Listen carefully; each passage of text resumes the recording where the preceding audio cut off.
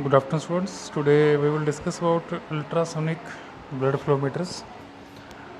Biomedical instrumentation में ये आपका एक टॉपिक था जिसमें हम ब्लड फ्लो को मेज़र कर रहे थे with the help of transducers. तो ये एक पर्टिकुलर ट्रांसड्यूसर है जो ultrasonic transducer that will convert the blood flow in electrical form. So let's start. First of all, what is ultrasonic blood flow meter? जैसे पहले मैंने बताया कि ये एक ऐसा इंस्ट्रूमेंट है, एक ऐसा ट्रांसड्यूसर है जो कन्वर्ट करता है ब्लड के फ्लो को, जो कि एक नॉन इलेक्ट्रिकल फॉर्म है, उसको इसकी इक्वलेंट फॉर्म में है. Means to convert it into its electrical form. Okay. And for this purpose we have some piezoelectric materials that may vary with respect to time, or some other crystals also. The ultrasonic blood flow meter is a type of flow meter that measures the velocity of fluid with ultrasound to calculate the volume flow. अभी ultrasound है, ultrasound की जो frequency है, you know, the frequency of the ultrasound is up to maximum 10 gigahertz. For normal range, for a normal person, the frequency that a person can bear is 20 to 20,000 hertz, kilohertz.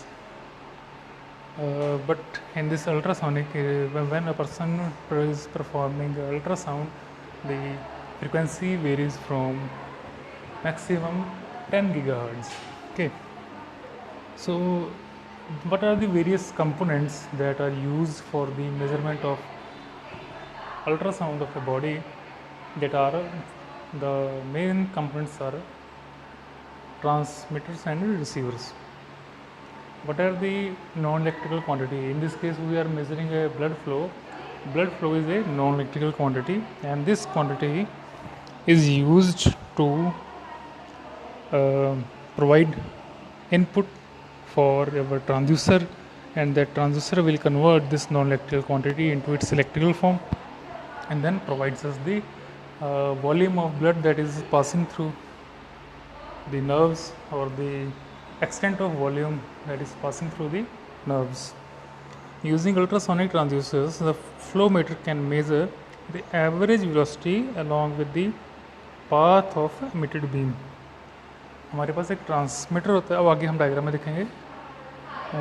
Yes, ये हमारे पास एक body है, इसके अंदर ये nerve है, और nerve में हमारा ये आरबीसीज, डब्ल्यूबीसीज, ये सब आरबीसीज फ्लो कर रहे हैं, ब्लड, रेड ब्लड सेल्स. इनके वॉल्यूम को मेज़र करने के लिए हमने स्किन, यहाँ स्किन के ऊपर ट्रांसमीटर रिसीवर किट, जो अल्ट्रासाउंड किट है, वो हम सेट करते हैं. The transmitter will pass a beam of a particular frequency to the red blood cells passing through this, and then the beam will be reflected back to the receiver. This receiver will calculate the time of reflection.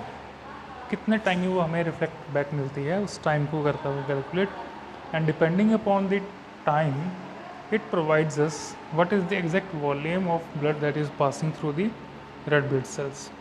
This is the typical diagram for ultrasonic transducer. एक बार फिर से आप देख लीजिए. The skin, we have a skin and a transmitter receiver kit placed on that skin, and whenever the beam, ultrasonic beam is transmitted from the transmitter, it will reflect back from RBC to the receivers, and the receiver will provide us the time duration in which the pulse is reflected back, and the extent of volume of red blood cells can be calculated as per the time period. Okay. अब ये जो ultrasonic blood flow metres हैं, ये भी हमारे पास दो तरह के हैं. एक हमारे पास है डॉपलर टाइप, जो डॉपलर प्रिंसिपल को फॉलो करता है. दूसरा है पल्स टाइप, जो पल्स प्रिंसिपल को फॉलो करता है. दोनों ही हम यूज़ करते हैं. जो डॉपलर टाइप है, it is basically non invasive method. Non invasive method हम सिर्फ स्किन के ऊपर रखते हैं, हम इंसर्ट नहीं करते हैं. This is a non invasive method. It is based upon the analysis of echo signals from erythrocytes, that is the RBCs present in the blood. जब भी हम कोई सिग्नल सेंड करते हैं, ट्रांसमिट करते हैं with the help of transmitter, it will reflect back and the density of that RBCs can be calculated with the help of this transmitter receiver kit. That is the, because जो frequency होती है, जिस frequency पे हम transmit करते हैं, उस frequency पे ट्रांसमिट करने के बाद जब हमें रिफ्लेक्ट बैक होता है, then the time period varies. तो कितना, जितना डेंसिटी उसकी हाई होगी RBC की, the time period will become less or more as per the observation. The incident ultrasound is scattered by the blood cells and scattered wave is received by the second receiver. जो scattered waves है ना, that will be received by the second receiver. The frequency shift of the scattered wave gives the idea about the velocity of scatters. Okay, and this Doppler frequency shift is a measure of size and direction of the flow of velocity. यहाँ हम देख सकते हैं, ये हमारे पास RBCs हैं and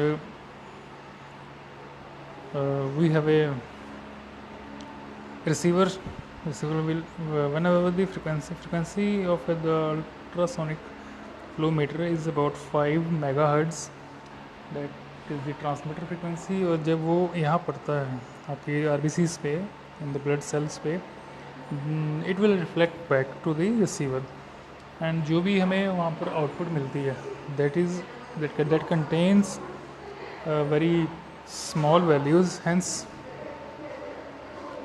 the radio frequency amplifiers is also there to calculate और to remove the abnormalities.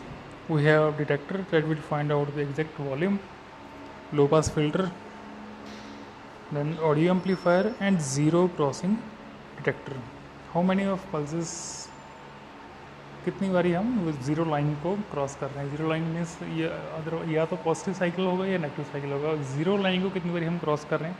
Zero crossing detector will calculate that, because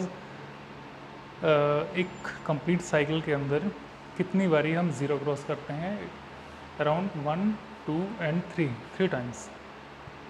तो 3 times we will the value will, if the value is 3 times, it means we have the output from zero crossing detector 3. Further we have low frequency low pass filter as well as the output that we are obtaining from this. Next we have a pulse type Doppler flow meter। जो pulse type Doppler flow meter है, ये इसकी जो आपकी Doppler वाले की थी abnormalities, जो उसकी इनएक्यूरेसी थी या मिसलीडिंग थी, उसको ख़त्म करता है। There are these difficulties can be overcome if the ultrasonic source is pulse.